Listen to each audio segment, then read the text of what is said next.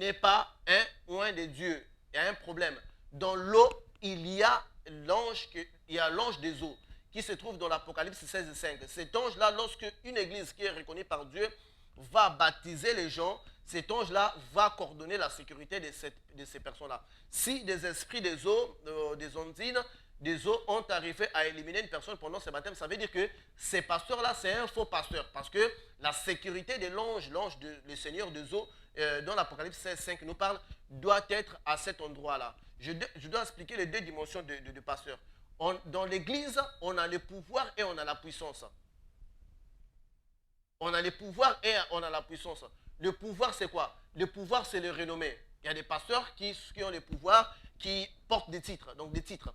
C'est ça le pouvoir. Il est archibishop, il est, je ne sais pas, l'œil de Dieu. Beaucoup de noms qu'il porte là. Oh, il est le ventre de l'éternel. Ils ont beaucoup de noms même plus bizarres que ça. Donc ça, ce sont des titres. C'est le pouvoir. Parce que à partir de ces titres-là, il peut imposer des choses dans votre vie. Il peut vous dire de faire ceci, vous allez l'obéir par rapport au pouvoir. Mais ils n'ont pas la puissance. La puissance, c'est autre chose. La puissance, c'est l'action, c'est la force d'action spirituelle. Donc il y a des pasteurs qui ont le pouvoir parce qu'ils peuvent se faire obéir par des frères, des diacres et l'ensemble de l'église, mais ils n'ont pas la puissance. La puissance, c'est la force d'action qui est en vous, qui fait que les démons vous obéissent, qui fait que les esprits vous obéissent. Lorsqu'un pasteur a le pouvoir, il peut faire quelque chose, il n'y a pas vraiment une répercussion spirituelle.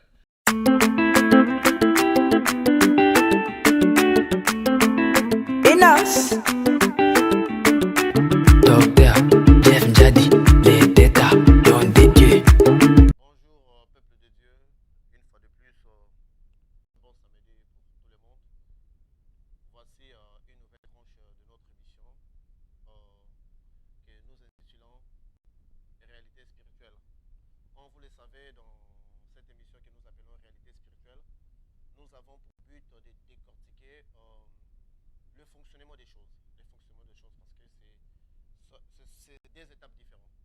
Un sorcier peut opérer dans le monde de la sorcellerie, mais sans pourtant connaître les lois qui régissent ce monde. C'est comme une personne qui vit ici aussi dans le monde physique, mais il ne connaît pas les lois du monde physique. Si vous lui dites que la Terre a un noyau, il va se poser la question, est-ce que la Terre a un noyau? Parce qu'il vit ici dans le monde physique, il ne les connaît pas. Il y a aussi ceux-là qui travaillent dans le monde spirituel, ils ne les comprennent pas aussi non plus. Ils savent que non, ben, je fais telle chose et cette personne est tombée dans une malchance. Je dis telle parole et la vie de mon père ne marche plus. Mais si vous lui demandez quels sont les esprits qui ont emmené que cela puisse devenir une réalité dans la vie de son père et autres, cette personne sera incapable de l'expliquer. Donc voilà, c'est là où nous intervenons pour démontrer la relation spirituelle qui existe entre le parole, entre le geste posé. Donc en fait, si on peut se dire, on est comme des scientifiques dans le monde physique. Nous connaissons l'arbre, tout le monde a tout le monde connaît l'arbre. Vous demandez d'expliquer la composition d'un arbre, beaucoup ne seront pas en mesure de pouvoir l'expliquer. Mais les scientifiques, eux, ils peuvent. C'est bien que tous nous vivons dans le monde physique, c'est aussi comme ça avec les mondes spirituels.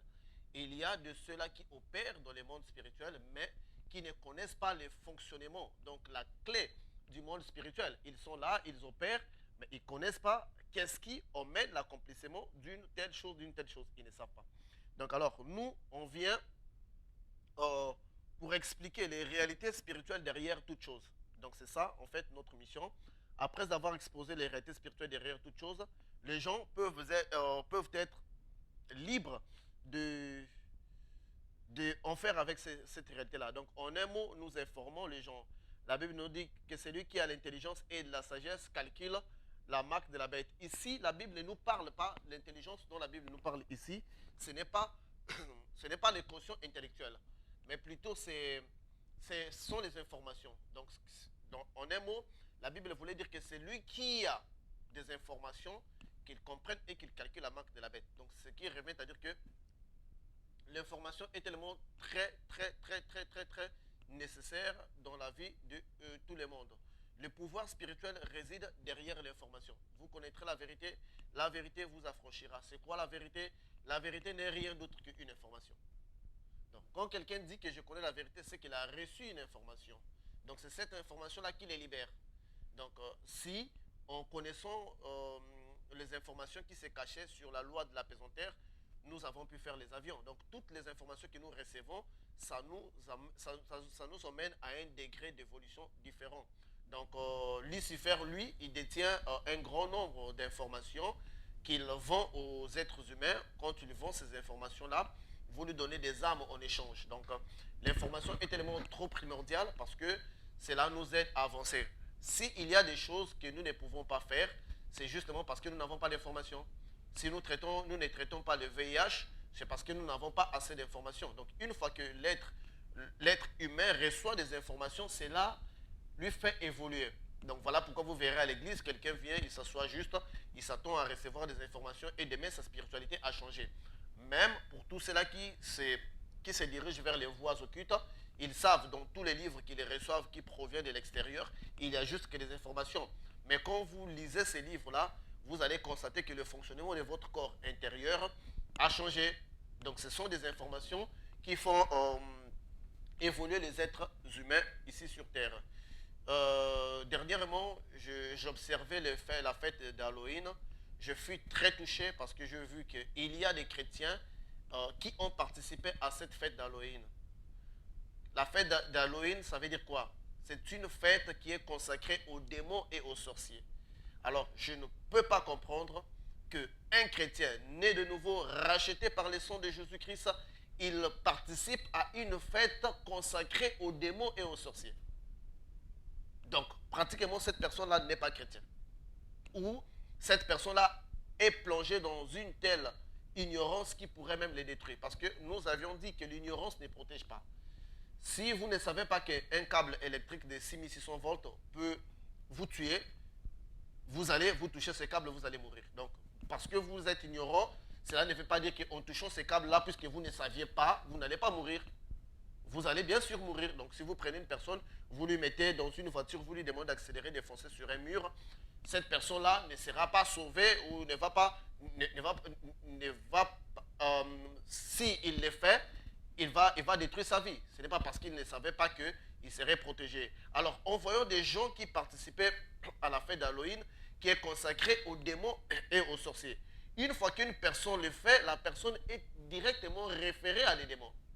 On ne peut jamais se référer aux démons sans pourtant être possédé par les démons.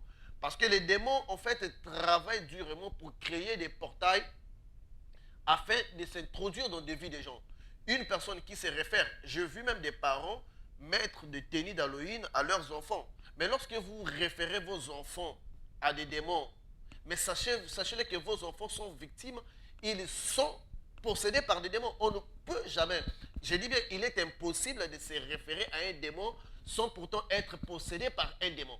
Il est impossible, quasiment impossible, totalement impossible de se référer à un démon sans pourtant être possédés par des démons. Alors, des parents qui ont autorisé leurs enfants à participer à ce genre de cérémonies démoniaques purement sataniques. Dans demain matin, les parents vont commencer à dire que non, mon enfant est devenu un homosexuel, mon enfant est devenu un voleur, mon enfant est devenu rebelle. Je ne suis pas contre les homosexuels, mais je suis contre l'homosexualité, parce que l'homosexualité, c'est un esprit. Je ne suis pas contre le voleur, mais je suis contre le vol, parce que le vol est un esprit. Donc, derrière chaque courant, derrière chaque chose qui s'est faite, il y a un esprit qui est derrière. Donc, je suis contre l'esprit de l'homosexualité et non contre les homosexuels parce qu'ils sont des frères, des gens comme moi. Je dois les aimer, je dois les apporter mon appui physique comme spirituel.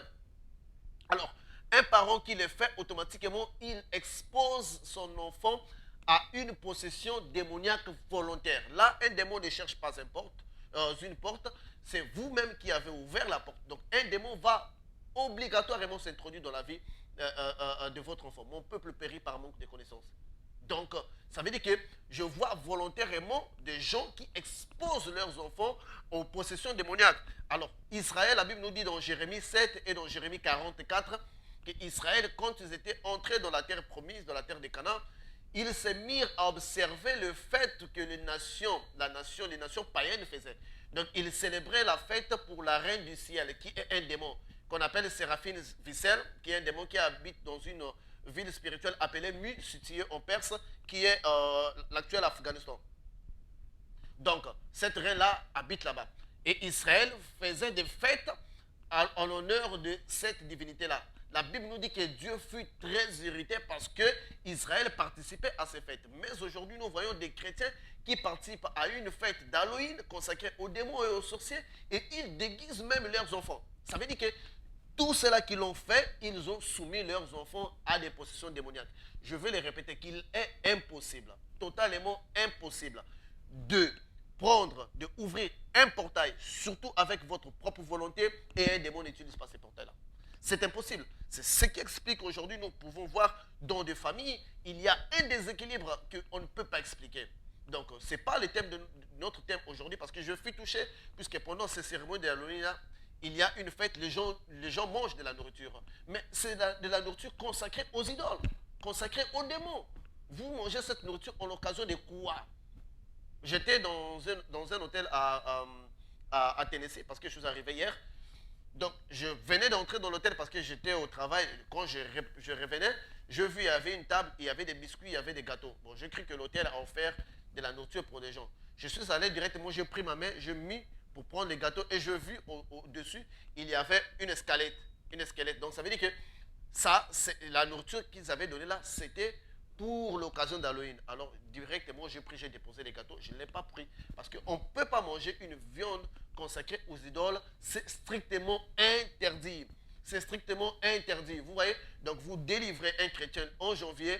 Dans les 10e mois, un chrétien fête la fête d'Halloween et il est possédé par des démons. Et en décembre, donc en novembre, déjà, puisque vous êtes possédé par des démons, vous êtes déjà déséquilibré spirituellement.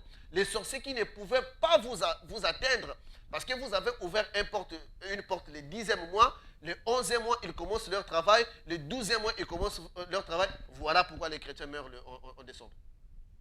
Voilà pourquoi les chrétiens meurent en décembre. Lorsque Lucifer était tombé par terre, les mondes des eaux ne lui appartenaient pas.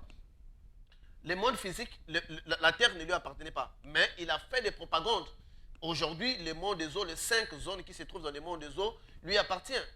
Dans les eaux, il y a un ange que Dieu a placé, là vous pouvez le voir dans Apocalypse 16:5. Mais cet ange-là ne gouverne plus les mondes des eaux. C'est Kalia, le Seigneur Kalia qui dirige les mondes des eaux, qui vit dans une ville spirituelle appelée Gufa, qui se trouve dans la triangle des Bermudes.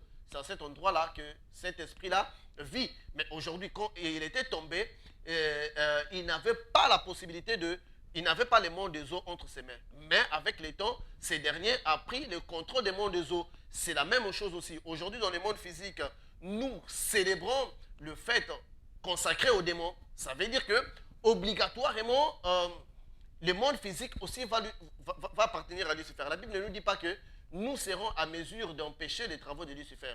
Parce que il doit régner, il doit arriver à un moment où il doit instaurer l'antéchrist. Donc, il n'y a pas une prière que nous pouvons faire pour stopper carrément les œuvres de Lucifer. Il doit faire sa montée parce que c'est comme ça. C'est une prophétie, c'est prophétique. Mais les prières et les précautions que nous prenons, c'est justement pour avertir les enfants de Dieu afin qu'ils ne tombent pas dans ces pièges de Lucifer. Donc nous n'essayons pas de détruire les travaux de Lucifer à 100%. C'est le Seigneur Jésus-Christ lui-même le fera. Alors nous allons, avant de prendre notre thème, j'aimerais répondre rapidement à 5 questions qui m'étaient posées parce que je n'ai pas vraiment le temps. Donc je les prends rapidement pour 10 minutes et puis je vais commencer un autre programme. La première question qui nous est posée par un frère membre de l'église Econcar en Italie. Bon, le frère ne m'a pas dit de ne pas citer son nom, donc c'est le frère Bertrand, initié en Econcar dans le 4e degré. Il me pose la question, l'âme se trouve-t-elle dans les sons? L'âme se trouve-t-elle dans les sons ou dans les fronts? Parce que les enseignements nous enseignent que l'âme se trouve dans les fronts, donc dans l'endroit que nous appelons le 3e œil. Bon, oui. Le maître Ek, parce que quand on parle de l'Econcar, il faut voir le maître Ek de la Vairagi. Ils opèrent depuis le monde jaune. Le monde jaune, nous appelons ça le plan de l'âme. D'autres, eux-mêmes, ils appellent ça l'Atma Lok. Donc, le monde de l'âme, c'est le plan jaune. où ces plans est dirigé par le dirigeant que nous appelons Satnam. Satnam, c'est un dirigeant qui s'assoit, qui se présente toujours en une position de lotus. C'est à cette zone spirituelle et qui, d'après la chronologie X, se trouverait dans le sixième plan. Donc, dans le sixième plan, d'après la chronologie X. Donc, c'est en cet endroit-là que le maître Ek de la Vairagi ont posé leur quartier général que nous appelons l'ordre de la Vairagi, dans lequel il se trouve le 972 maîtres opérant dans le rang des Konkars. Alors, dans toutes les voies occultes, ils vous disent toujours que l'âme s'assoit ici dans les fronts. Dans les fronts, cet endroit est appelé l'œil unique, cet endroit est appelé Tisratil, cet endroit est appelé dixième porte, cet endroit porte plusieurs noms. Alors, ils disent que l'âme se pose sur les fronts. L'âme ne vit pas sur les fronts, l'âme vit dans les sons. La Bible nous dit que vous ne mangerez pas les sons, vous ne mangerez pas l'animal avec son sang, parce que son âme repose dans les sons. Pourquoi il dit ça? L'âme a son portail ici, au front. Donc, que nous appelons le troisième œil. L'âme, son portail, c'est dans le troisième œil. Donc, sera-t-il ou dixième porte. Mais l'âme s'assoit dans les sons. Pourquoi est-ce que toutes les voies occultes ne nous disent pas que l'âme s'assoit dans les sons? C'est justement pour que les disciples n'accordent pas de l'importance au son. Donc, lorsqu'ils auront versé les sons, qu'ils ne trouvent pas qu'ils versent l'âme. Mais l'âme réside dans les sons. Je vais vous donner un exemple pour les voir. Si l'âme ne résidait pas dans les sons, pourquoi est-ce que ceux-là qui font un pacte conscient avec Lucifer, ceux-là qui vont leur âme à Lucifer, Lucifer leur demande seulement de signer avec les sons? Il devrait leur demander de signer avec les fronts. Mais vous verrez qu'il ne parlera pas de votre front, il va juste vous demander de donner votre son, donc de signer avec votre son. Alors, Lucifer arrive à récupérer l'âme par les sons. Donc Jésus-Christ aussi avait versé les sons en équivalence pour racheter l'âme. L'âme existe bel et bien dans les sons. Les gens qui évoluent dans les sons occultes, le Maïkari, Ekonkar, tout et autres, ils ont constaté qu'un grand nombre d'entre eux, leurs femmes font des avortements. Très souvent, donc sur les 100%, même 80% ont remarqué que leurs femmes font des avortements, mais ils ne sont pas paniqués parce qu'ils se disent que bon, c'est juste les sons. Mais l'âme réside dans les sons, dans l'occultisme. Il dévie cela justement pour ne pas attirer votre attention dans les sons. Donc l'âme réside dans les sons, mais sa porte, ça se trouve ici au front, que nous appelons dixième porte, que nous appelons Tisratil, que nous appelons troisième œil. L'âme réside bel et bien dans les sons, tel qu'expliqué dans la Bible. Même Lucifer récupère l'âme dans les sons, même Jésus-Christ a racheté l'âme dans son sang. Donc c'est comme ça. Il vous dévie pour ne pas être paniqué quand vous perdez du sang ou quand vous lui donnez des sons. L'autre question d'un frère, question numéro 2, pourquoi la lecture d'un livre magique ouvre des portes aux esprits? La lecture d'un livre magique ouvre les portes aux esprits parce qu'il s'agit là d'un mantra. Pendant que vous lisez un livre magique, des mots que vous lisez sont combinés de sorte à créer un circuit, ça fonctionne comme un chant. C'est en fait des livres de magie, ce sont des chants, mais que vous lisez c'est comme si vous lisez les psaumes. Les psaumes sont des chants spirituels, mais nous les lisons comme étant des lectures normales. Alors tout ce qui est un chant, une musique, une chanson, crée une certaine compatibilité avec l'âme. Donc cela crée un rythme. Voilà pourquoi lorsque quelqu'un lit les livres de magie, il croit lire les livres de magie, mais en réalité, il a chanté un chant qui lui met en accord avec des esprits, qui lui expose à une possession. Soit la personne devient fou quand la personne n'est pas préparée pour cela. Donc, en lisant les livres de magie, le mot ou les phrases qui sont écrites sont combinées de sorte à créer comme une formule qui va ouvrir des portes. Voilà pourquoi il est dangereux de lire ces livres-là. Plusieurs qui l'ont lu sont devenus fous, plusieurs ont ouvert des portes spirituelles. Donc, c'est comme ça, c'est conçu sciemment, expressément pour créer ces portails-là. Une autre question qui nous est posée, quand est-ce que, toujours les frères Bertrand de l'Ekonka, quand est-ce que l'âme entre dans le corps? Bon, Bertrand, je vais vous répondre par rapport à votre religion Ekonka. Le Konkar, le maître Ek de la Vairagi, ou les Mahanta, disent que l'âme entre dans le corps quelques secondes avant la naissance ou quelques secondes après la naissance. Alors, ça c'est faux. Ça, c'est faux. D'ailleurs, c'est enseigné par beaucoup de voies occultes. Ce n'est pas seulement les Konkars. L'âme entre dans le corps de l'enfant dès que dès qu'il y a comment ça s'appelle, la fécondation, je ne sais pas si c'est le mot, le terme qu'il faut. Donc, dès que le spermatozoïde traverse le corps de l'utérus, dès que ça se ferme, c'est à ce moment-là que l'âme rentre dans le corps d'un enfant. Que l'enfant puisse être préparé, construit déjà ou pas, l'âme déjà réside là. Je vais vous donner un exemple. Si l'âme entrait quelques secondes avant la naissance et quelques secondes après la naissance, alors comment se fait-il que quelqu'un qui est dans le ventre de sa mère serait devenu un sorcier? Il y a beaucoup de gens qui ont commencé la sorcellerie dans le ventre de leur mère. Comment? S'ils n'étaient pas des âmes.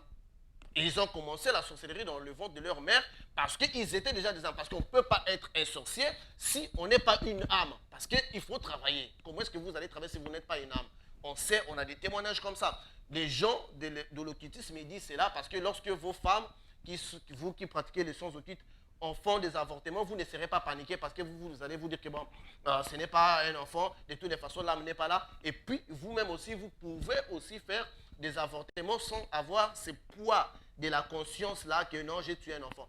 Donc, pour toutes les femmes même qui font des avortements, sachez-le que vous tuez un enfant parce que c'est déjà un corps appartenant à une personne. Il y a une âme qui existe là. Donc, il y a seulement la différence de l'âge entre une personne qui est grande, entre une âme qui se trouve dans le corps, dans le ventre d'une mère, d'une femme. Mais c'est l'âme, ça a la même valeur, c'est le même crime d'une personne qui tue quelqu'un physiquement et une personne qui fait un avortement, parce que c'est une âme.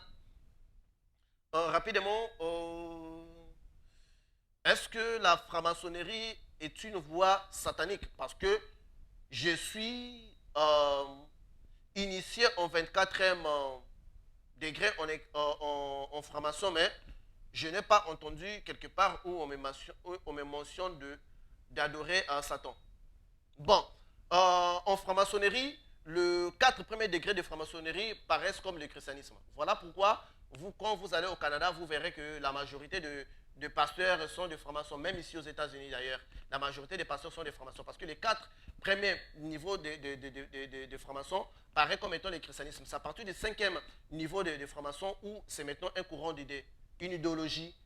Et puis, jusque seulement à la 30e initiation. C'est à la 30e initiation qu'un franc-maçon fait maintenant un vœu, un pacte avec Lucifer où il rejette Jésus, où il accepte Lucifer comme étant un seul Seigneur.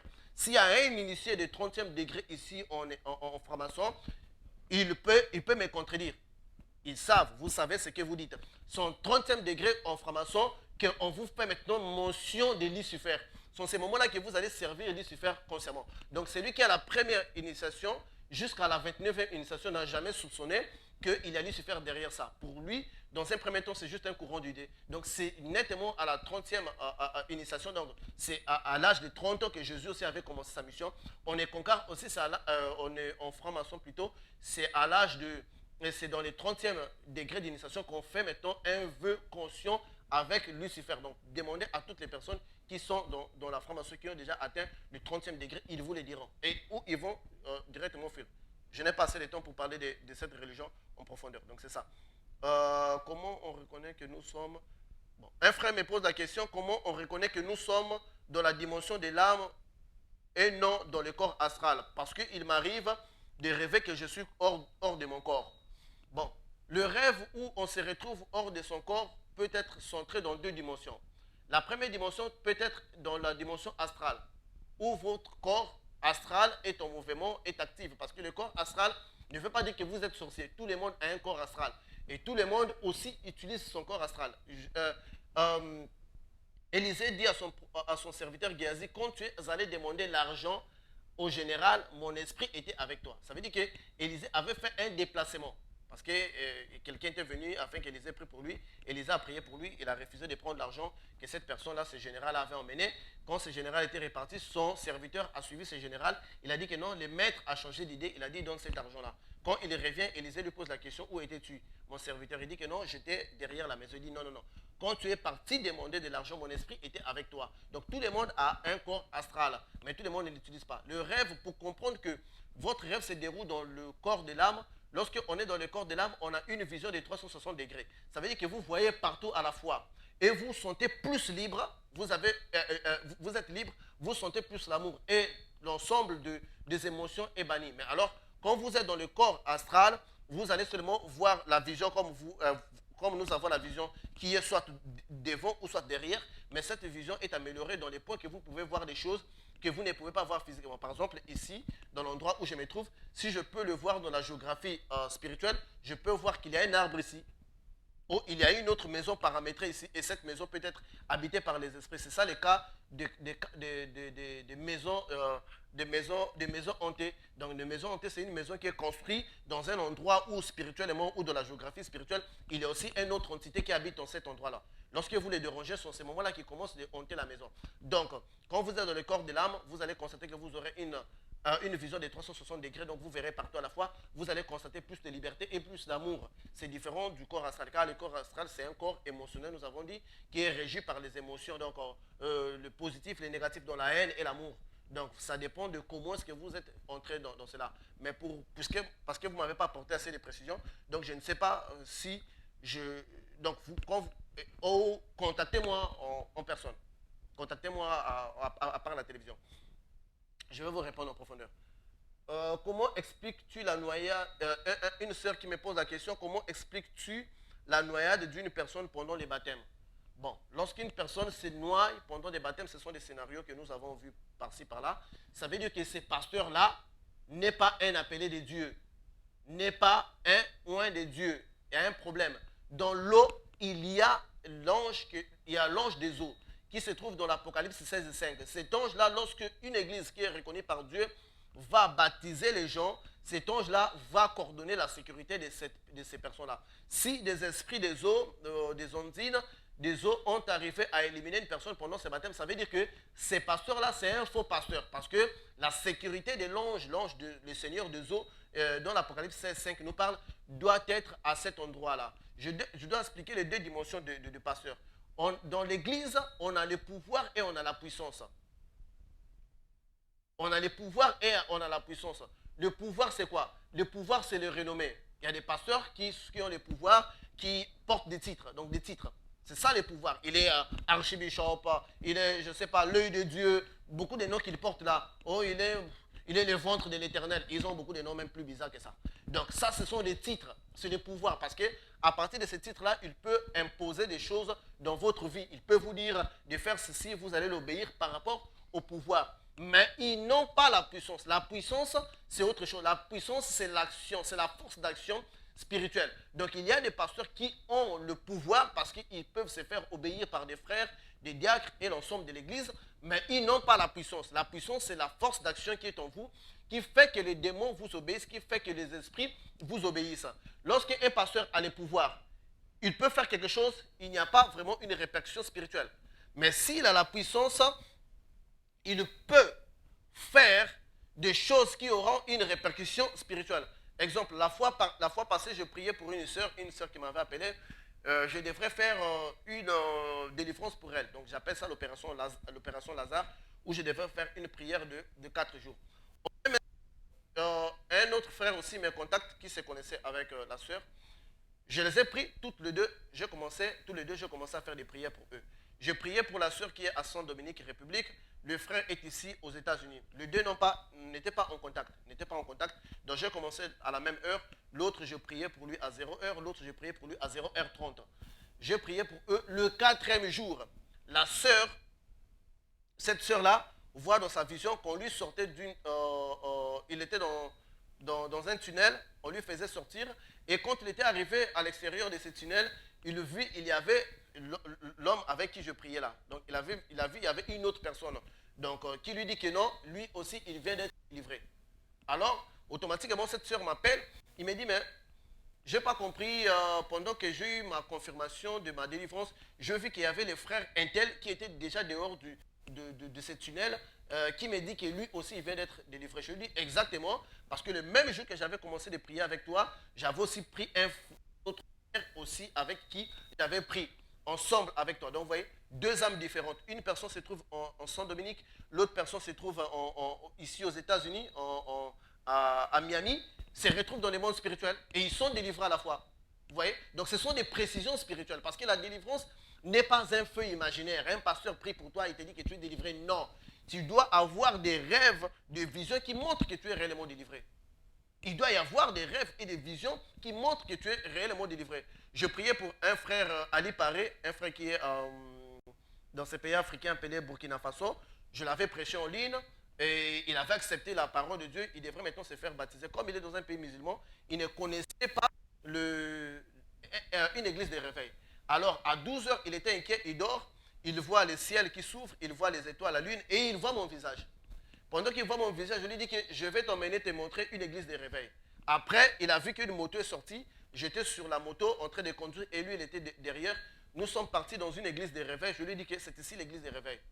Il se réveille de sa vision et il voit qu'il avait vu dans la vision. Il trouve exactement qu'il y avait une église de réveil. Il me contacte et à l'époque, il ne me connaissait pas. À l'époque, je ne faisais pas des émissions à la télévision. Mais il arrivait à me décrire tel que je suis. Donc, voyez, donc, quand on est un serviteur de Dieu, on doit avoir un mandat spirituel ou un mandat physique. Le serviteur de Dieu, ce n'est pas de vestes, cravates ou de tenues de prêtres que les gens mettent. La Bible dit que quand le frère de Joseph avait vu Joseph, il pensait que Joseph était un Égyptien. Mais alors que Joseph était leur frère. Donc ça veut dire que l'apparence de Joseph n'avait rien à voir avec les Israéliens. Donc n'avait rien à voir avec des coutumes. C'était une personne libre. Il s'habillait à son choix. Il s'habillait comme un Égyptien. Mais c'était un prophète de Dieu. Donc ses frères étaient incapables de les reconnaître. Donc ce n'est pas l'habit qui fait les moines, mais c'est plutôt le fond intérieur que Dieu met dans la personne. Donc quand vous êtes un vrai serviteur à qui Dieu a donné un mandat spirituel, vous pouvez opérer ici dans le monde physique et Dieu va aussi vous utiliser aussi dans le monde spirituel. Je suis protégé de toutes les attaques parce que j'ai un manteau spirituel, puisque c'est Dieu qui me dit. Donc c'est comme ça. Si on peut donner ces programmes à une personne qui va arriver ici, qui va mettre les doigts dans les yeux des magiciens, on va les manger. Une semaine, c'est trop bouillant.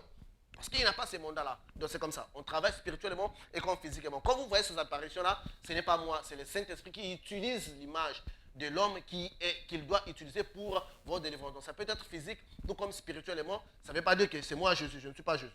Je suis moi-même ici, là, je ne suis pas Jésus. Donc, et puis bon, nous allons commencer maintenant avec notre thème. Nous avons dit que les esprits ancestraux dans les mariages.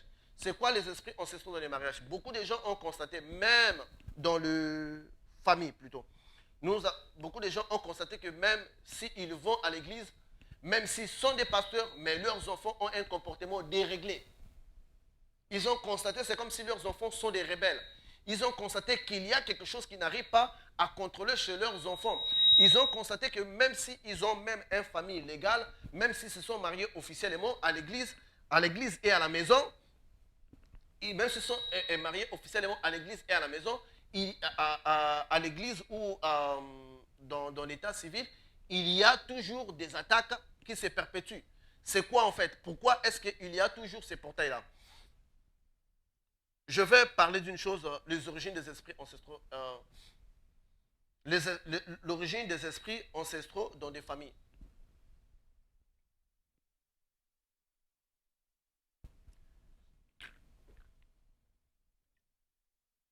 Excusez. Je vais parler d'une chose, l'origine des esprits ancestraux dans les familles. Dans les temps passés,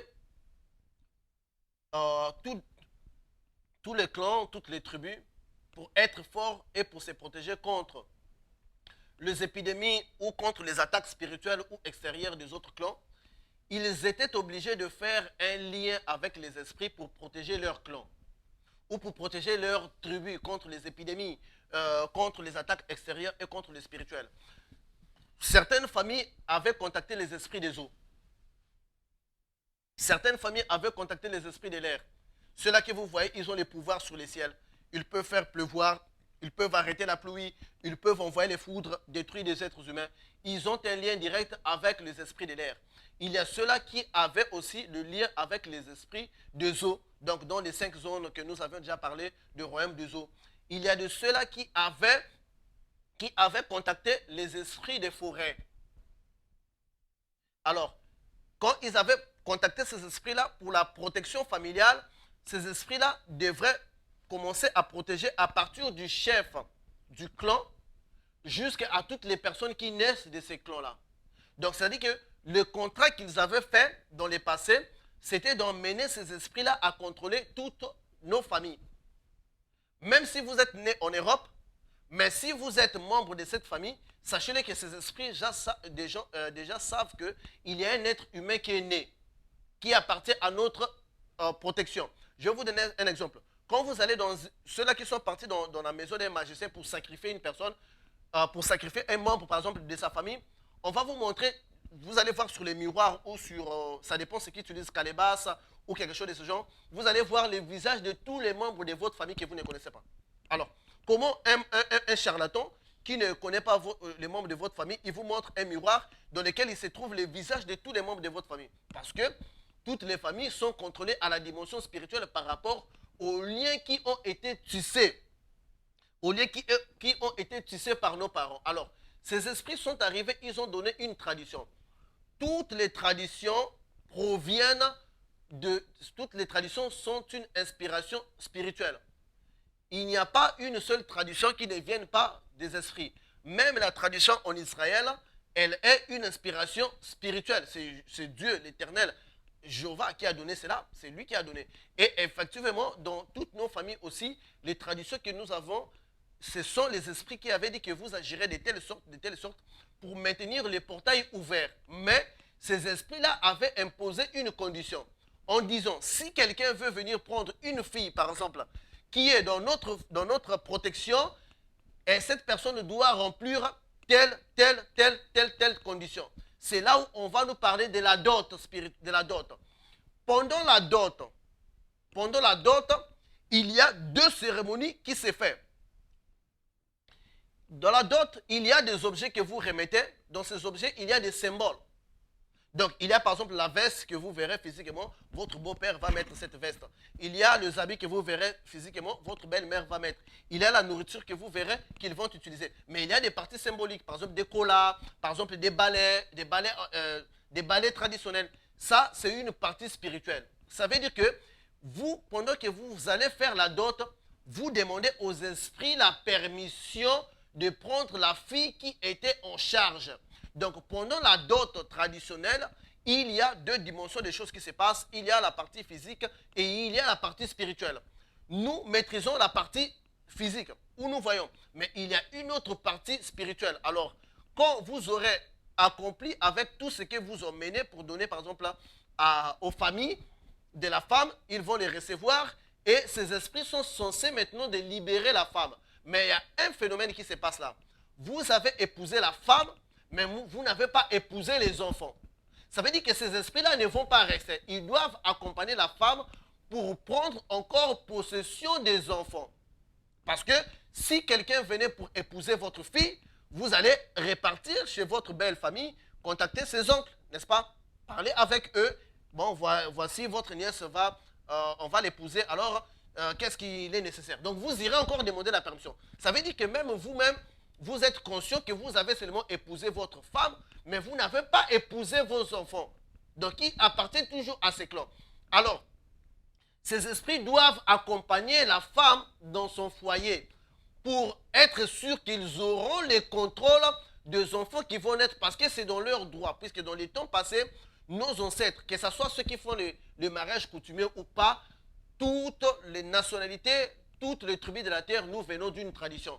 C'est l'intellectualisme qui nous dit que non, bon, nous, on est en Europe, on est des Français, on ne va plus faire les mariages coutumiers. À l'origine de vos ancêtres, cela se faisait. Donc ça veut dire que ces esprits agissent toujours, ils sont toujours libres. Vous, que vous ne l'observez pas, que vous observez cela ou pas, ces esprits sont libres d'agir parce qu'ils ont été contactés à l'origine. Alors, donc quand vous épousez une femme, quand vous donnez, puisque vous avez donné des choses aux esprits, c'est en quelque sorte, je ne m'attaque pas au mariage, parce que moi-même aussi je veux faire les mariages traditionnels. Je veux que nous décortiquons ce qui se trouve là, et là nous allons savoir comment les contourner. Parce que nous avons l'impression, même les enfants des pasteurs sont des véritables fous. La fille du pasteur, quelqu'un même, je pourrais dire quelqu'un qui joue même le film porno. La fille du pasteur, pour dire pourquoi. La fille du pasteur, c'est quelqu'un qui joue même le film porno. Pour dire quoi? Pour dire c'est justement que il y a quelque chose, il y a une partie que nous ne contrôlons pas. Pourquoi cette porte est ouverte? Cette porte est ouverte du fait que nous avions accepté de verser une partie symbolique des choses aux esprits qui leur donnent le pouvoir absolu d'agir dans notre vie. sont ces moments-là que ces esprits-là vont accompagner la femme jusqu'à la maison. Donc, quand vous faites une dot traditionnelle, c'est comme si vous consacrez, vous sacrifiez des choses aux esprits. Vous sacrifiez des choses aux esprits. Qu'est-ce que l'Église devrait faire? C'est ce que nous allons expliquer. Vous sacrifiez parce que vous avez donné ce que les esprits ont accepté. Les traditions sont bizarres. Je n'ai pas dit que de ne plus faire les mariages traditionnels. Même Jacob lui-même, il était obligé de prendre Léa et Rachel. C'était déjà absurde pour lui, qui craignait l'Éternel. Donc il était obligé de prendre Léa et Rachel. C'était une tradition bizarre. Il n'avait pas refusé parce que son beau-père Laban lui avait imposé cette condition-là. Donc quand nous faisons un mariage traditionnel, il y a des conditions qu'on nous impose. Nous sommes obligés d'accepter ces conditions-là. Mais on doit aussi être à mesure de contourner les dangers qui se cachent derrière ces conditions-là. Alors, donc, nous l'avons expliqué. Donc, quand vous épousez la femme, puisque vous avez donné des choses traditionnelles, ça veut dire que ces esprits-là vont vous accompagner. Si vous ne les donnez pas non plus, c'est encore un danger parce que là, vous avez arraché. Vous aurez plus de combats que prévu. Donc Dieu ne va pas vous protéger. Donc vous êtes obligé de donner, même si c'est absurde. Mais c'est après ça que je vais vous dire qu'est-ce qu'il faut faire. Donc ces esprits-là vont venir, vont s'installer dans votre maison, attendant que vos enfants qui vont naître, ils vont avoir leur contrôle ainsi et autres. Parce que vous avez épousé qu'une seule personne, la dot que vous avez versée était pour une seule personne. Mais comme étant ces esprits-là, ils doivent avoir le pouvoir. Alors, qu'est-ce qui se passe en deuxième lieu? Lorsque ces esprits-là arrivent dans une maison où il y a le feu de prière, ces esprits ne pouvant pas avoir le contrôle. Parce que ces esprits ont trois cibles. Le premier-né, l'enfant qui se trouve entre deux frères, entre deux garçons, au milieu, donc entre deux garçons, celui qui se trouve au milieu. Si c'est une fille, cette personne aussi est sélectionnée. Ou le garçon qui se trouve entre deux filles et le tout dernier enfant. Donc ce sont les esprits traditionnels travaillent comme ça. Donc ils attaquent le premier-né, ils attaquent celui qui se trouve au milieu entre deux garçons ou deux filles. Si l'enfant qui se trouve au milieu ne se trouve pas entre deux garçons et deux filles, c'est fort et probable qu'il puisse être épargné. Et celui de la fin. Alors puisque vous avez un feu de prière, eux que vous êtes conscient que la dot que vous avez donnée n'était que pour votre enfant, ces esprits-là vont commencer à décontrôler vos enfants. Parce qu'il y a quelque chose que vous avez raté. Voilà pourquoi vous verrez un pasteur aussi grand qu'il puisse être. Si vous voyez ses enfants, vraiment, vous allez regretter. Mais quand vous allez voir la renommée du pasteur, son nom, vous verrez que ses enfants sont décontrôlés. Parce que le pasteur n'était pas éveillé par rapport à une cérémonie qui s'était passée pendant sa dot. Donc pendant sa dot, nous n'épousons pas que la femme, nous épousons aussi des démons qui appartiennent dans la vie d'une femme. Et quand ces démons-là viennent dans le foyer, puisqu'ils sont là, ils peuvent aussi agir, ils peuvent aussi vous décontrôler. Beaucoup de gens ont constaté qu'après avoir épousé une femme, il est devenu malheureux, pauvre. Depuis que la femme est entrée dans sa maison, en tout cas, sa vie ne marche pas. Parce que ça dépend aussi de la condition que cette femme était. Si cette femme, dans sa condition, là où elle était, elle avait déjà un mari spirituel qui ne va pas céder, qui va dire, pas, on a épousé ma femme, je ne vais pas céder. Ces maris spirituels-là, que nous avons dit qu'ils sont des incubes ou des succubes ou des sorciers, d'ailleurs, il va venir, il va vous déséquilibrer. Vous verrez que la personne mariée, la personne est devenue pauvre, il dit que cette femme-là a la poisse. Ce n'est pas forcément ça parce qu'il y a des transferts spirituel qui se passe que la personne ne maîtrise pas. Il y a des esprits. Si, je vais vous démontrer qu'il y a des esprits. Il y a des tribus, si votre femme va tricher et cette femme-là meurt, qu'est-ce qui tue cette femme-là? Qu'est-ce qui tue cette femme-là? Parce qu'il y a des esprits. Par exemple, je parlais avec un ami du Congo démocratique qui est d'une tribu Baluba. Baluba, oui. Il me dit que chez eux, il y a une cérémonie qui se fait autour de la femme. Quand la femme va à l'extérieur, elle peut mourir. Vous avez entendu l'histoire de femmes qui collent avec un autre homme. Alors, s'il n'y a pas les esprits, qu'est-ce qui tue cette femme-là? Parce que ces esprits sont présents. Ces esprits sont présents. Voilà pourquoi il y a une force qui tue la femme qui triche. Il y a des esprits. Ces esprits-là, on ne s'écarte pas d'eux. On peut le voir, ces esprits avaient même accompagné, comment est-ce qu'on appelle, Jacob. La Bible nous dit que quand Jacob avait épousé Léa et Rachel, en sortant de la maison de son beau-père Laban, Léa et Rachel, ils prirent les idoles de leur père qu'ils cachèrent. Laban, lorsqu'il s'est rendu compte, parce que Jacob était devenu l'esclave de Laban, même s'il avait rempli toutes les conditions données, mais il ne pouvait pas quitter Laban sans demander la permission. Il avait fui et Laban voulait attaquer Joseph. Dieu lui dit, garde-toi de ne pas porter ta main sur Jacob. Pourquoi Dieu avait dit ça? Pourquoi Dieu avait protégé Jacob? même si le mariage coutumier de Jacob était quelque chose de louche, était quelque chose de mauvais, prendre 2 sœurs, coucher avec 2 sœurs, mais puisqu'il avait rempli les conditions, il avait la protection du Dieu. Donc Dieu l'avait protégé, il dit à Laban, garde-toi de ne pas les toucher. Laban, lorsqu'il arrive vers Jacob, Jacob qui avait déjà peur, il dit que je cherche justement mes dieux. Les enfants de Laban, Jacob, il dit, moi je n'ai pas tes dieux. Cherche à qui tu trouveras cette divinité, tu pourrais même éliminer cette personne-là. Il cherchait, il ne trouvait pas parce qu'il y avait, je pense, entre Rachel et Léa qui étaient assis sur ces idoles-là. Il dit à son père, je suis dans une mauvaise période, il ne faut pas t'approcher de moi. Parce qu'en Israël, lorsque la femme était dans une mauvaise période, on ne pouvait pas s'approcher de lui. Et aussi une chose qui ouvre aussi des portes spirituelles, coucher avec de la femme qui est dans ces périodes. Ça ouvre des portes spirituelles. Là, on en parlera. C'est un gros portail qui a déstabilisé même des hommes de Dieu, même des puissants. Ce sont des portails. On en parlera. Il ne pouvait pas approcher de ses enfants. La Bible nous dit quoi? Après plus de 400 ans, les enfants d'Israël sont tombés dans l'idolâtrie. Donc, excusez. Donc, les esprits que Rachel et Léa avaient emmenés, ils ont déstabilisé un peuple aimé et choisi par Dieu. Ils ont déstabilisé la maison puissante de Jacob. Jacob, un homme vaillant, celui qui avait lutté contre Dieu, il a vaincu. Ces esprits ont déstabilisé, les enfants d'Israël sont tombés dans une idolâtrie que Dieu s'est mis à détruire les enfants d'Israël jusqu'à ce que nous, les nations, nous avons reçu cette grâce. Crois-tu être plus puissant que Jacob qui n'était pas en mesure de sauver ses enfants? Vous savez pourquoi cela avait détruit Jacob et la descendance d'Israël? Parce que Jacob était ignorant. L'ignorance est un danger que tout homme doit éviter, nous dit les scientifiques. La Bible nous dit que mon peuple périt par manque de connaissances. L'ignorance ne nous protège pas, mais cela nous expose. Quelqu'un comme Jacob, affligé, Dieu frappa Israël. Dieu détruit Israël parce que Jacob n'avait pas soupçonné que ses femmes avaient emmené des idoles. Donc quand les femmes viennent au foyer, ils emmènent des esprits que vous avez vous-même épousés. La Bible ne nous dit pas comment faire les mariages. La Bible ne nous dit pas que dans les mariages, il faut dire à l'homme, je jure fidélité. Ça n'existe pas. C'est une manière catholique. La manière dont nous célébrons le mariage à l'église est une manière catholique que nous avons pris. Nous avons rejeté beaucoup de choses de l'église catholique, mais nous avons gardé certaines choses d'eux. Nous observons les mariages tels que l'église catholique nous a donné. Le mariage que vous faites dans l'église des Réveils, où est-ce que vous avez lu ça? Où est-ce que vous avez lu ça? Nulle part. Donc, pasteur, vous les faites parce que, bon, l'église catholique a dit, je jure fidélité. Bon, d'abord, en Israël, un homme ne jurait pas fidélité à une femme. La fidélité que vous demandez à un homme de jurer dans les mariages, là, ça vient d'où?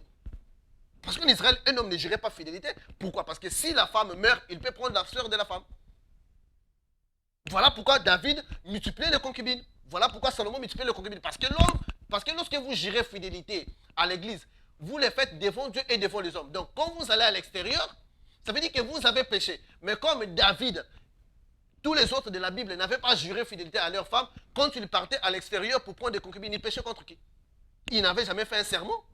Et ils étaient quittes de ce serment-là. Alors, puisque dans les églises, le mariage que nous faisons, nous demandons à l'homme de jurer fidélité, ça veut dire qu'à toute fois que l'homme triche, il ne doit pas dire que non, David avait fait ça. David avait fait ça, il n'avait aucun serment. Il n'avait fait aucun serment avec ses femmes. Salomon n'avait aucun serment. Alors, même Abraham qui avait couché avec sa servante, n'avait aucun serment envers Sarah. Donc, il n'est pas péché, il ne pêche pas. Mais quand toi qui avais fait un serment à l'église, tu le fais, tu pêches. Il y a une différence entre Israël et entre nous. Parce que Israël est une nation très évoluée, très élevée. Vous verrez qu'Israël avait connu de grands prophètes comme Moïse qui divisait la mer Rouge en deux, qui de leurs propres yeux pouvaient voir une colonne de feu. Nous aujourd'hui on parle de feu spirituel que les gens ne voient pas, seulement que les démons parfois. Mais Israël il pouvait voir le feu, il pouvait voir le nuage, il pouvait voir Moïse détruire les armées des Égyptiens. Moïse est mort, Israël n'a pas adoré Moïse. Vous voyez l'état de conscience des Israéliens? Mais aujourd'hui William Branham est mort, les gens ont commencé à l'adorer, j'étais choqué. Donc Israël a reçu plus de 20, plus de 40 grands prophètes. Quelqu'un comme Josué qui fait arrêter le soleil. Qui dit soleil, arrête-toi, le soleil s'arrête. Israël ne l'a pas adoré après sa mort. Donc, voilà pourquoi Israël est un peuple préparé pour Dieu. Parce qu'ils ont atteint un état de conscience de ne pas voir Dieu s'incarner dans l'être, mais de voir que Dieu comme étant Dieu. Voilà pourquoi ils n'ont pas accepté Jésus. Parce qu'ils ont su dissocier Dieu et l'homme. Nous, on ne peut pas dissocier Dieu et l'homme. Aujourd'hui, on adore William Branham. On adore Simon Kimbangu en Afrique. Oui, parce qu'on ne sait pas dissocier l'homme et Dieu. Israël avait cette capacité-là. Vous pouvez arriver en Israël, vous volez dans les airs, vous donnez la main aux gens. Pendant 40 ans, les enfants d'Israël, la Bible dit qu'ils n'avaient pas changé de chaussures. Donc, leurs chaussures, quand ils étaient arrivés au désert, s'ils avaient 1 an, jusqu'à ce qu'ils vont atteindre l'âge de 40 ans, ils avaient toujours leurs chaussures. Dans leurs chaussures, ça agrandissait. C'est d'ailleurs le plus long miracle de l'histoire que l'Église ne prêche pas. Le plus long miracle de l'histoire, c'est les enfants d'Israël. Chaque jour, leurs chaussures grandissaient et cela ne s'usait pas. Ils n'avaient pas adoré Moïse après sa mort. Donc, ça c'est entre parenthèses. Donc, quand ces esprits-là viennent dans votre maison, ces esprits-là vont se mettre à vous désorienter parce que vous les avez vous-même épousés. Jacob les avait aussi épousés. Il avait accepté les conditions de Laban. Leurs femmes ont apporté ces esprits. Ces esprits les ont déconcentrés, ont détruit la famille d'Israël jusqu'à ce qu'aujourd'hui, la grâce se trouve vers les nations. Alors, puisqu'il y a des esprits qui agissent, puisqu'il y a des esprits, et la femme aussi, ça c'est au côté de l'homme, la femme aussi qui vient dans un foyer, il trouve déjà les esprits de l'homme qui se disent que nous, on va avoir le pouvoir sur cette femme parce que nous l'avons achetée. Même la femme qui vient aussi dans les foyers, toutefois, le problème ne provient pas seulement de la femme. Parce que la femme aussi, il trouve des esprits qui disent que bon, écoute, nous l'avons achetée, nous l'avons prise, nous aussi nous allons régner sur eux. Mais comme vous avez fait le transfert de ce qu'on appelle les dots, vous avez versé, ces esprits ne vont plus agir puissamment comme ils agissaient dans le passé. Ils vont transmettre les dossiers aux sorciers. Donc, dès que vous vous mariez, les sorciers ont votre dossier. Pourquoi ils ont votre dossier? Parce que ces esprits-là ont perdu 50% de leur pouvoir d'emprise sur la fille. Parce que tous les sorciers travaillent avec les esprits ancestraux. Donc voilà pourquoi vous verrez que dans chaque clan, la sorcellerie est différente. Il y a ceux-là qui ont une sorcellerie puissante. Vous verrez la sorcellerie, par exemple, chez les San Salvador, parce que ma mère est San Salvador. Chez les San Salvador est différente. Vous verrez la sorcellerie chez d'autres personnes est différente. Parce que chaque esprit a un clan donné, a une forme propre de sa propre sorcellerie. Alors, ils vont transférer maintenant votre dossier aux êtres spirituels. Donc aux sorciers, parce qu'ils n'ont plus le pouvoir. Puisque nous avions dit dans le passé que les sorciers, ce sont des êtres qui agissent puissamment, ce sont des êtres avec qui Lucifer compte pour faire les alliances. Parce que Lucifer, lorsque vous faites un rachat, Lucifer perd son pouvoir. Jésus a racheté l'église. Lucifer a perdu son pouvoir sur l'église. Mais l'être humain qui est le sorcier a toujours son pouvoir dans l'église. Pourquoi? Parce que vous êtes portés du même sang. Parce que vous êtes une même famille. Donc, ça veut dire qu'ils vont automatiquement transférer le dossier au niveau des sorciers. Donc, dès que vous vous êtes mariés, votre dossier maintenant est géré à 100% d'activité par des sorciers. Donc, ils peuvent aussi avoir, si vous avez des problèmes avec quelqu'un qui ne vous aimait pas ou qui n'aimait pas votre couple, il peut totalement décontrôler la vie de la femme qui vient d'entrer dans le foyer. Parce qu'il a un droit qui dit que nous l'avons épousé, je le dois. Parce que pour constituer un piège, pour constituer une attaque en sorcellerie ou en magie, il faut dire, il faut parler. Quand on ne parle pas, tu ne peux pas venir en sorcellerie pour attaquer quelqu'un, tu dois dire, ça c'est mon enfant. C'est moi qui l'ai allaité. C'est moi qui l'ai épousé. C'est moi qui l'ai donné ça. C'est mon mari. C'est moi qui ai cuisiné pour lui. Oui, s'il avait dormi avec moi, s'il avait, en ce moment, que le mal lui atteigne. Sans les mots, il n'y a pas une attaque. Il n'y a pas une attaque. Voilà pourquoi vous aussi, les chrétiens, quand vous priez, vous devrez déconstituer l'attaque spirituelle des démons par les mots, par les paroles. On doit parler. Il n'y a pas une attaque spirituelle, même pour ouvrir des portails magiques, métaphysiques, pour aller dans le monde astral, pour aller dans le monde causal, pour aller dans le monde mental, pour aller dans le monde éthérique, pour aller dans l'atma, pour aller à l'ayalok, dans Ukikalok, jusqu'à atteindre l'océan de l'amour et de miséricorde, ce qu'on appelle Anamilok, qui est dans les maîtres Ek de la Vayakashu, qu'on appelle l'océan d'amour et de miséricorde. Il y a des passes, il y a des mots qui vous permettent de vous introduire. Donc, sans les mots, il n'y a pas une spiritualité. Mais puisque le lien qui vous lie avec la femme est scellé par des mots, attention, c'est en ces moments-là que vous aussi, vous devrez utiliser les mots. C'est quoi le but du mariage religieux? J'ai vu, j'ai vu des mariages religieux qui m'ont fait rire. Le mariage religieux doit être adapté par rapport à nos réalités. Nous ne sommes pas des Israéliens. Nous sommes des Africains, nous sommes des Indiens, nous sommes des Européens, nous ne sommes pas des Israéliens. Nous devons adapter le mariage coutumier ou le mariage religieux à notre réalité. La Bible ne nous dit pas de ne pas le faire, parce que la Bible ne nous dit pas comment célébrer le mariage. La Bible nous dit, la Bible c'est comme quelque chose qui te... La Bible ne te dit pas aussi comment dormir avec ta femme. Tu as inventé des positions toi-même, non? À part seulement aller homme, homme, femme, femme. Mais tout ce que toi tu pratiques là, c'est la Bible qui te l'a pris. Tu as adapté ta femme par rapport à tes goûts. Donc nous devons aussi adapter nos mariages par rapport à nos réalités spirituelles. Connaissons que nous avons des coutumes. Connaissons que nous avons des coutumes. Alors, le mariage religieux qui s'effectue à l'église, le mariage religieux qui s'effectue à l'église doit être une cérémonie qui va défaire la cérémonie religieuse qui a été faite. Donc nous avons le mariage coutumier dans lequel les esprits ancestraux ont été invités à agir puissamment dans la vie du couple ou à accompagner, parce qu'eux ils appellent ça, dans les temps anciens, nos ancêtres appelaient ça la bénédiction. Donc les ancêtres vous ont donné la bénédiction. Ce n'était pas la bénédiction. C'est quelque chose qu'ils donnaient. Dans les temps présents, on appelle ça comme ça. Mais puisque eux ils vous ont accompagné jusqu'à arriver là, alors dans l'église, le mariage qui s'est fait à l'église, ils doivent défaire le mariage coutumier qui a été fait. Dans le mariage qui s'est fait à l'église, doit être une véritable cérémonie et non un spectacle dans lequel les gens voient que les gens sont mariés, piloni, piloni, casamento, casamento, comme chez nous on dit piloni, piloni, casamento, casamento. Oui, c'est pas ça. C'est pas ça. Parce que il y a des choses, il y a des esprits qui ont été invités. Donc un pasteur ne peut pas être là avec son gros ventre, cravate, j'ai célébré les mariages, mes filles se sont mariées, et puis 2 ans le mariage est dissous. Est-ce que vous ne voyez pas qu'il y a quelque chose que vous ratez?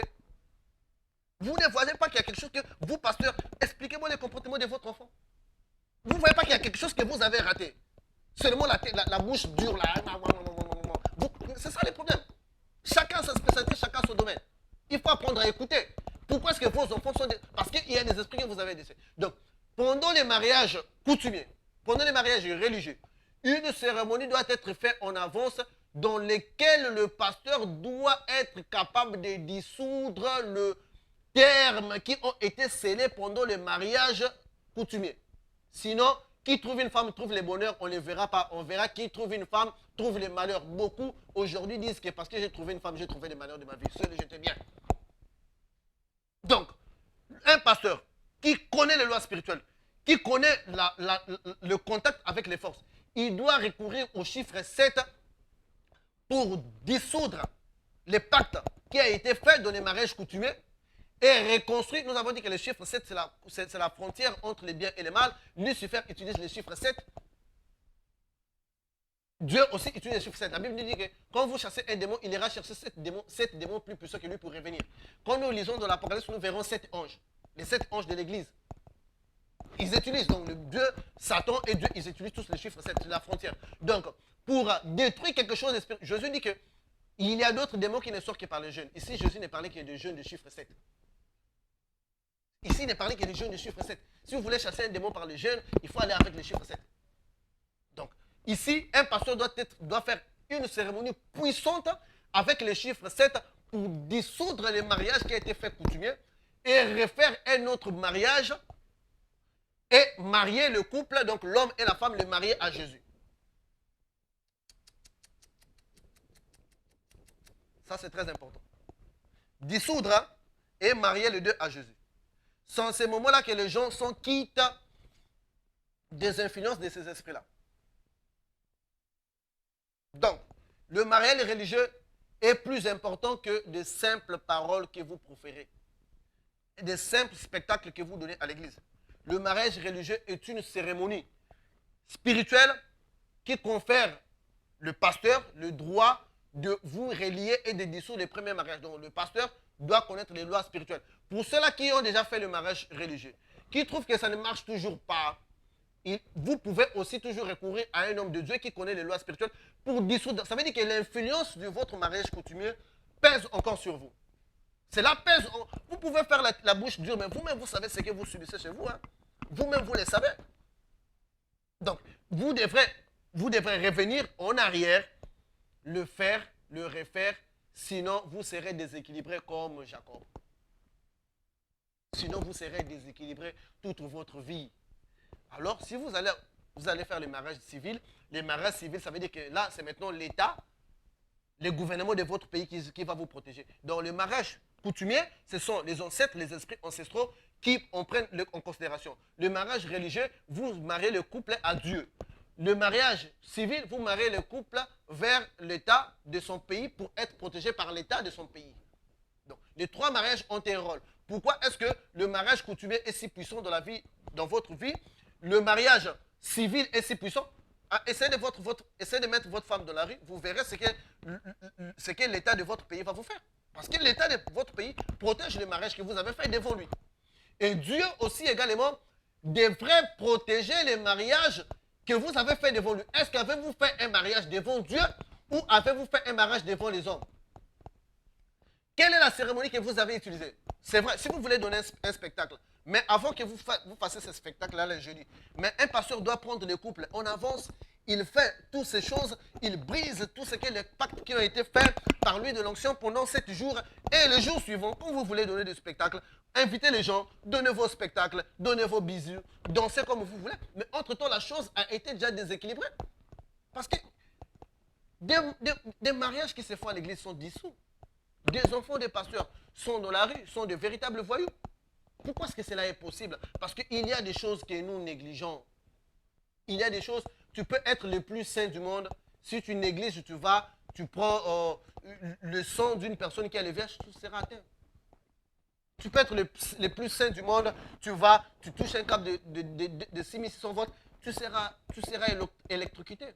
Donc c'est mieux pour toi de comprendre les réalités spirituelles de chaque chose. Donc, pour maintenant quitter les enfants, puisque vous les avez mariés à Jésus, le couple, alors mariez aussi chaque descendance qui va provenir de ce couple-là pour ne pas tomber sous le contrôle des entités spirituelles qui ont parfois perdu le contact avec la femme, mais qui voudront avoir le contact sur les enfants.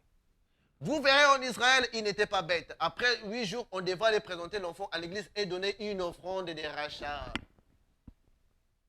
Il n'était pas bête. Même Jésus-Christ, le sauveur de l'humanité, on avait donné une offrande de rachat.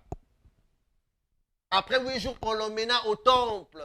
Ça veut dire que pour chaque enfant que vous mettez au monde, vous devrez maintenant consacrer encore une offrande de rachat pour l'acquitter. Pour l'acquitter.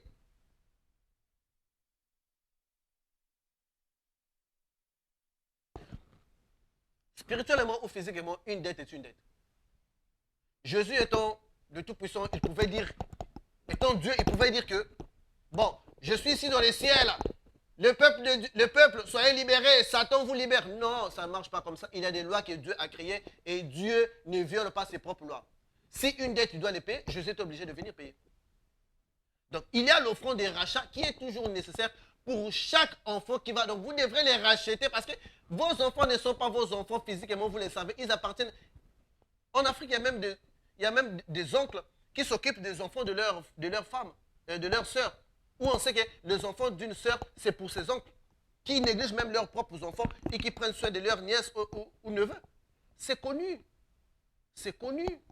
Pourquoi? Parce qu'il y a ces liens-là. Si vous négligez ces parcours-là, vous serez un couple chrétien malheureux, un pasteur qui fait peur, un pasteur que les gens disent, et si les pasteurs ils ne s'épousent pas, si dans la maison du pasteur les choses ne marchent pas, moi aussi je ne veux pas, celui qui trouve une femme ne trouve pas le bonheur.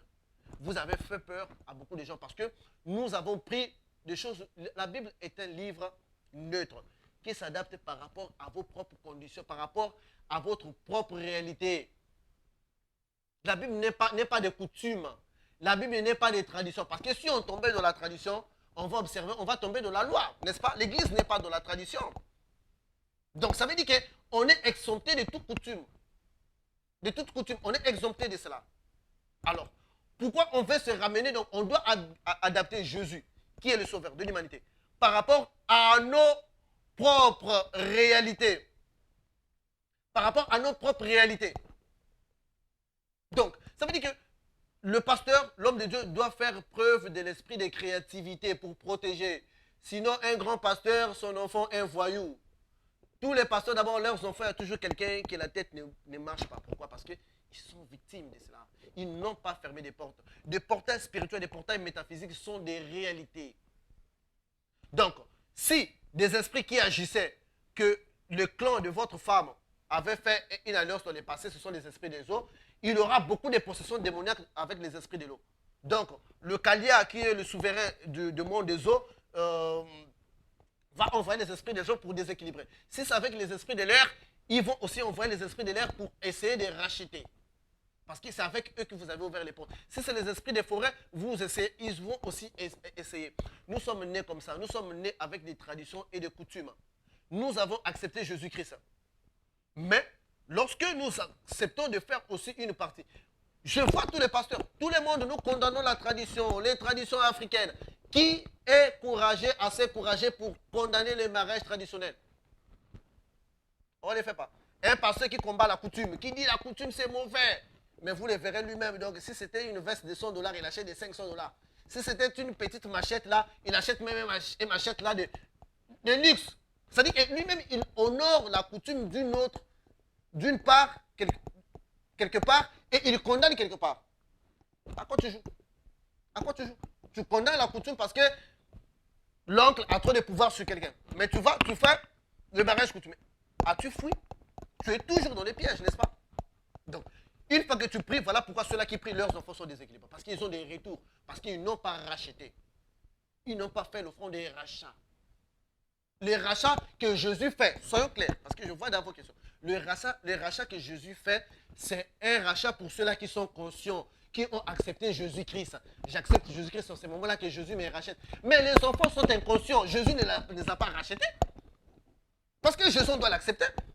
Il ne s'impose pas. Ça veut dire que vos enfants sont toujours dans l'emprise. Alors, faites une offrande en argent, faites une offrande en bien matériel, quelque chose de ce genre-là. Je ne dis pas d'aller déposer des millions à vos pasteurs. Quelque chose qui sera lié avec les chiffres 8. Je ne dis pas de déposer. Faites, parce que quand ils vont avoir l'âge d'accepter Jésus, c'est en ce moment-là qu'ils vont accepter le rachat de Jésus-Christ. Mais pour l'instant, il y a quelque chose qui doit les protéger. Jésus-Christ est passé par là. Jésus-Christ est passé par là. Donc, ce que vous savez, prêcher à l'église, ce n'est que pour insister sur la dîme. Vous savez comment insister sur la dîme. Mais pourquoi pas vous insistez sur d'autres choses? Pourquoi pas? Pourquoi pas vous les faites?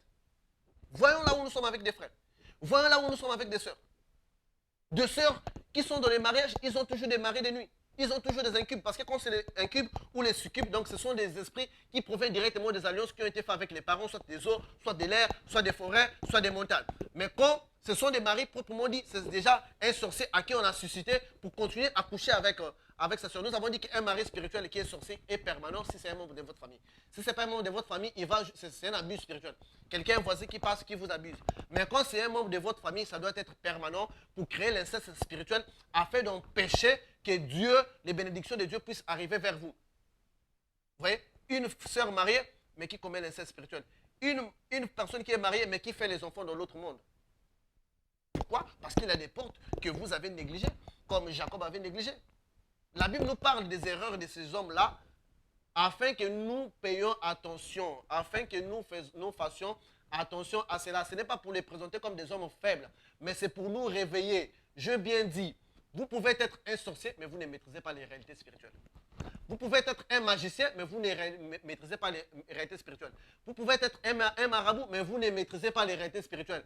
C'est comme si vous pouvez aussi être ici dans le monde physique, vous ne maîtrisez pas les réalités du monde physique si on vous parle de la pesanteur. Parfois, vous ne connaissez pas. Si on vous parle des protons et des neutrons, parfois, vous ne maîtrisez pas.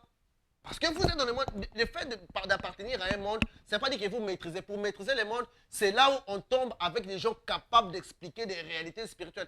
Et ce sont des réalités que vous devez prendre en considération. Pour moi, je vous conseillerais dorénavant un mariage que vous célébrerez à l'église. Arrêtez d'abord ce que vous dites là, des paroles que vous répétez là selon l'église catholique, c'est qu'on vous a légué. Arrêtez ça. Ce n'est pas comme ça dans la Bible parce que c'est pas écrit comme ça. On vous a laissé donc un champ libre pour adapter le mariage par rapport à vos propres réalités. Pour ceux-là déjà qui ont constaté que les portes sont ouvertes, ne vous en prenez pas aux enfants. Les enfants sont victimes des esprits déjà qui les manipulent. Ils sont déjà victimes. C'est à vous maintenant de refaire vos bases. De refaire vos bases. De refaire vos bases. C'est ça les choses spirituelles. C'est ça les réalités spirituelles. Donc, pour s'en délivrer de cela, il n'y a pas vraiment de miracle de chasser les démons sur les enfants. Vous allez chasser les démons sur les enfants, les démons vont revenir. Pourquoi? Parce que le portail métaphysique est toujours ouvert. Ces démons ont toujours un portail par lequel ils peuvent entrer. Donc, quitte à vous de ramener à cette dimension-là, sinon vous allez sacrifier votre premier enfant. Voilà pourquoi vous voyez les premiers nés souvent dans les familles. Ça ne marche pas, le tout dernier, on pense que c'est papa qui l'a trop gâté parce que c'est la toute dernière fille, voilà pourquoi elle est comme ça, parce que c'est le tout dernier garçon, voilà pourquoi elle est comme ça. Non, il y a des esprits qui agissent. Parce que s'ils ne prennent pas le premier, ils ne prennent pas celui qui se trouve au milieu entre deux personnes du même sexe, ils vont prendre celui qui est à la fin. Ce n'est pas parce que vous avez gâté vos enfants. On doit les fermer. Nous qui appartenons, qui provenons des pays où il y a des traditions, nous en souffrons. Le mariage n'est plus un bonheur. Nous ne trouvons pas plus une femme pour confesser les bonheurs, mais nous trouvons une femme pour confesser les malheurs. Donc, c'est ça ma participation. À ceux-là qui ont des oreilles pour entendre, ils peuvent entendre. À ceux-là qui ne veulent pas, comme d'ailleurs j'avais dit que ce que je dis ici, ça relève ceux-là qui ont déjà dépassé les A, B, C spirituels. Donc, à bon entendeur, salut. Que Dieu vous bénisse. Passez un excellent week-end. Merci.